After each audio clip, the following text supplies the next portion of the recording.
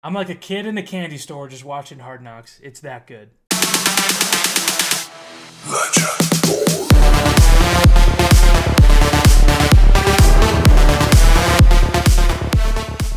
All right, guys, a lot to talk about. Hard Knocks episode 2.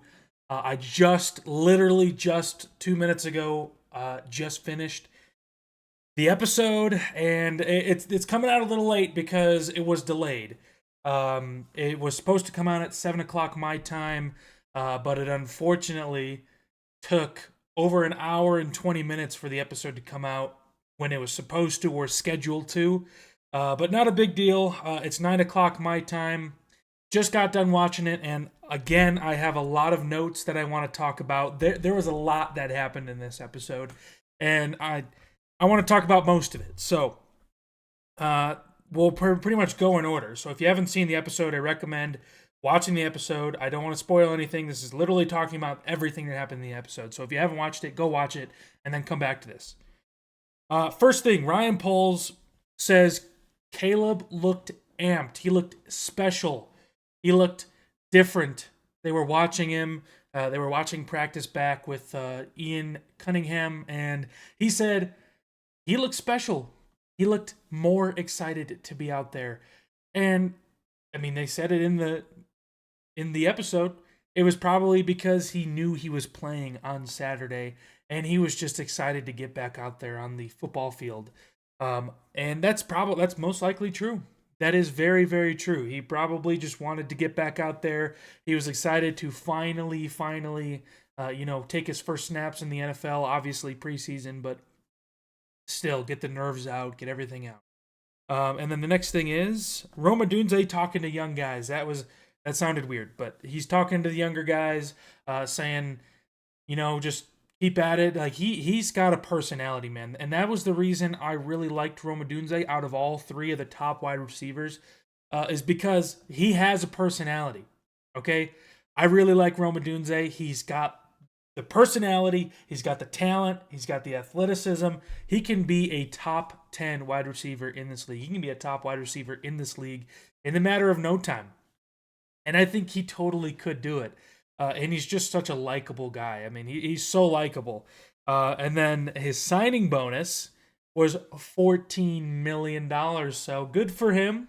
I hope he pans out. And he's going to be very, very liked in Chicago if it lives up to that number 9 overall pick.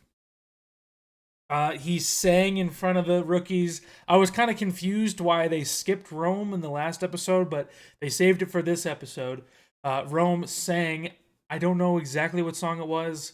It sounded like a rap song, but he sang and everyone loved it. Everyone was also singing along with him. So he did probably a better job than any of the other rookies besides the Eagle, because he made a little name for himself last episode. So it was really cool seeing him back in the episode after he tore, or maybe not tore, but he pulled his hamstring. He may be out for about a month, but I didn't expect to see him again, but he was back there cracking jokes, making people laugh again, just like last episode. So it's good to always have the entertainment. So it's unfortunate what happened to him, but at least he's there in the facility making the guys laugh like usual. Okay, Keenan versus Jalen Johnson. I wanted to talk about this. This is a very cool storyline. So Jalen Johnson just got paid this offseason. He had an incredible year last year. He's in my opinion, and I'm not saying this as a biased Bears fan, he is the best corner in the league. Hands down. Hands down best corner in the league. He is a shutdown corner. And he deserved every cent on that contract and probably more. He was probably worth more, but in my opinion, I think he stayed here to be with the Chicago Bears because he knows that the Bears they're building something special here, and he is part of that. So I am so excited for Jalen. And in the episode, they go over how Keenan Allen really wanted to catch on Jalen Johnson, and he he could not get one for his life. And Keenan is like a 12, 13-year vet, and he's 32 years old. He's been in this league for a long time. And Jalen, he could not get a catch on Jalen Johnson, which is so impressive. Jalen even got some interceptions, and obviously it's a fun beef, but they went back and forth, and wow, man, if you can't even get, let alone a catch, but a touchdown or anything like that, if you can't even get a catch on Jalen after being on the top 100 list and Jalen Johnson not, that is impressive. That is hella impressive. The next thing they go over is DJ Moore went to this ice cream shop with his family. That was really, really cool. I mean, probably not something I would be into. The whole building and the whole insides are pink, which obviously ice cream pink. He tried a hot dog flavored ice cream with relish and mustard, which looked disgusting, and DJ Moore didn't seem to like that either, but entertaining for Hard Knocks, I guess. And then they finally go to the first preseason game where Caleb is starting, and man, the montages and all that was awesome. You see DJ Moore. DJ Moore has the cutest kids. Like that little kid, his like, I think he's maybe 1 year old. Oh my god, that kid is so cute. Holy shit. That kid is adorable. That kid is adorable. I'm like, he's like a puppy. He's like, whoa, holy shit! I just want to squeeze his cheeks. He's so adorable. But he goes and gets the first down for Caleb. The first, I think it was third down. He gets the first down, or maybe it was not that. It was I think it was on second down or first down, and he's rolling out to his right. DJ Moore's right there, and he's fighting for every yard.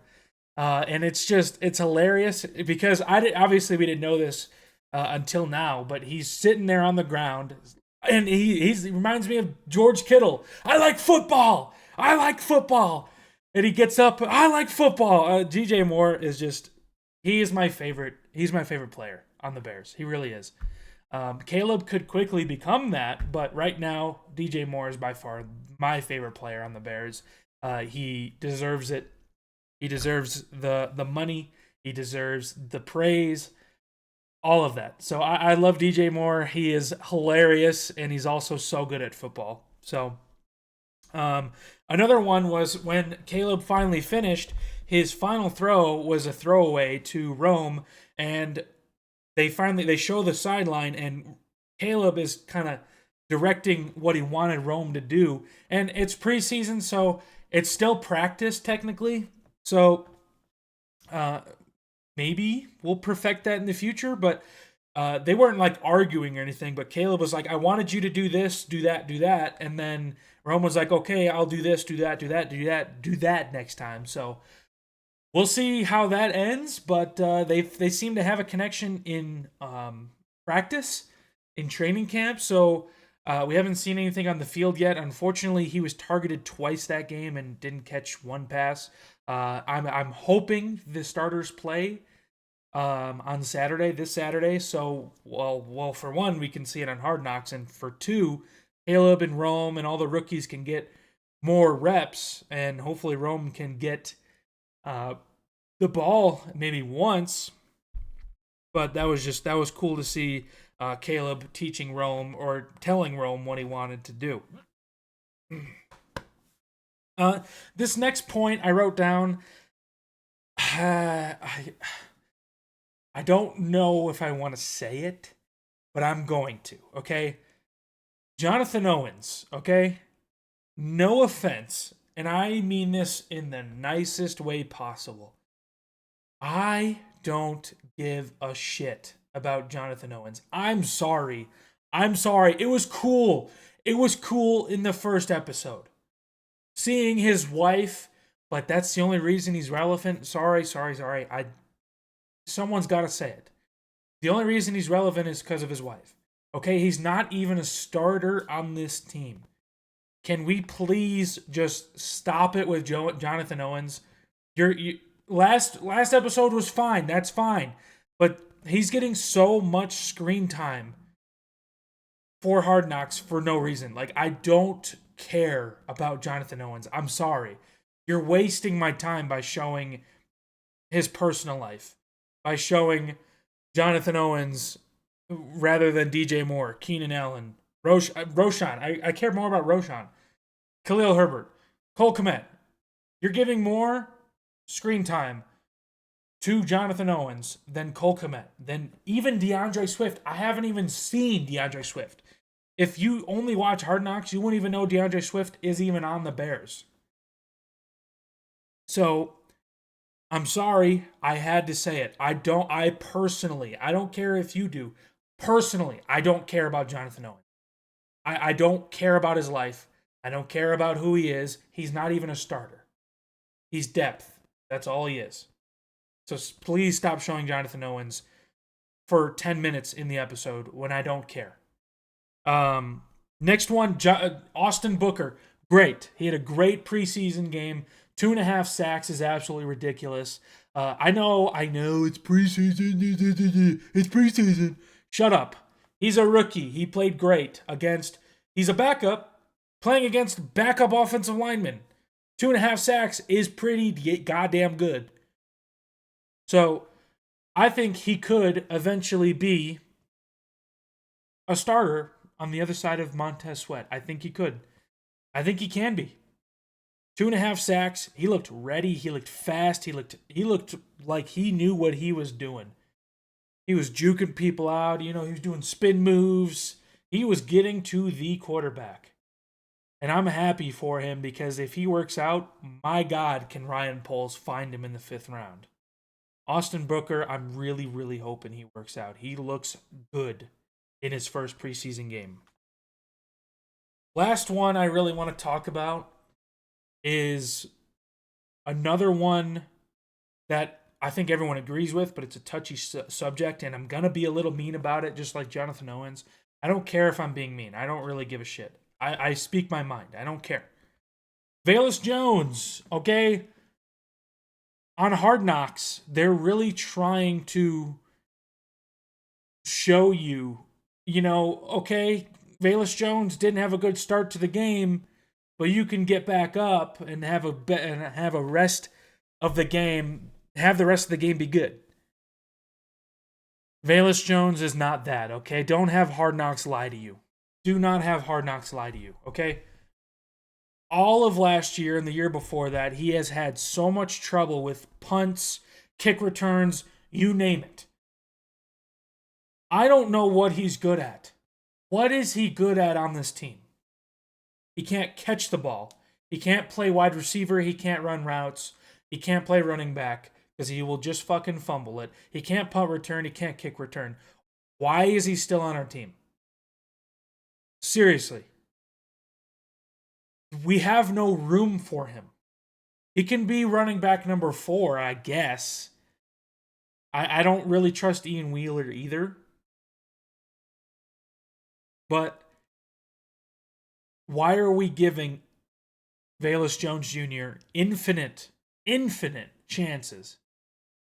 He lost us games last year. He lost us games the year before. He has muffed punts. He has muffed kickoffs now. And he can't play wide receiver. We have too much space there. I'd rather have Colin Johnson over him.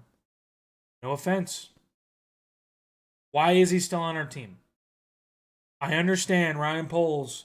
Just swallow the pill, swallow your pride, and just get rid of him. It didn't work out. What was he, a 2nd, 3rd round pick? I understand. Things just don't work out. And he is straight up not working out. And I do not want him in an important game against the Packers, Lions, 49ers, you name it. I don't want him in the game when it's actually something to win. When it matters. You know what I'm trying to say. I don't want him in the game when it matters because he's only going to fuck it up because I can't even really think, besides maybe one jet sweep, where he did something good.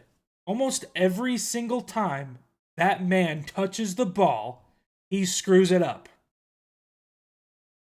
So I have no idea why he's on our roster unless he's going to be on the practice squad. I really don't. So Velus Jones is another storyline I don't care about. I know they do this to every team where they interview and they go over the lives of like backups because that's their 15 minutes of fame. They're probably, all the starters get the fame. And obviously in this episode, they kind of sidelined Caleb Williams. Like the first episode was about Caleb Williams. This episode was still about Caleb a little bit, but it was more about everybody else. Everybody else.